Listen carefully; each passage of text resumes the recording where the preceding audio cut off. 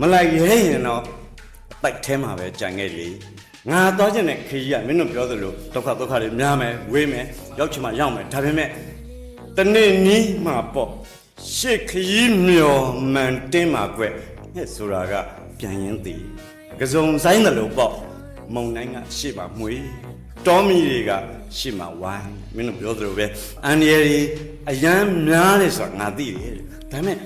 ဒီတောအုပ်ကနေပြီးတော့ငါရောက်ချင်တဲ့တောအုပ်ကဘယ်လိုလဲဆိုတာမင်းတို့ငါပြောပြမယ်တဲ့အခုရှိနေတဲ့တောအုပ်နဲ့ငါရောက်ချင်တဲ့တောအုပ်ဘာတွေကွာလဲဆိုတော့ဆက်နားထောင်ကြည့်ဆိုပြီးပြောတယ်ရှင်သေးက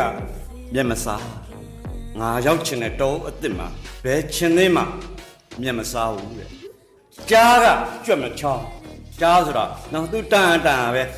ငတ်လို့ဆိုပြီးတော့ကြွက်ကိုဘယ်တော့မှဖမ်းမစားဘူးကြားဆိုတော့ဖွတ်တွေကမိချောင်းလို့မနေအဲ့ဒီတောအစ်စ်မှာဘယ်ဖွတ်မှမိချောင်းဟာဆောင်းမနေဘူးအိုး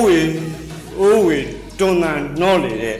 စိမ့်မြညိုဟောတောစီတို့အမောခံဇောမှန်တင်းပြန်ရင်သေး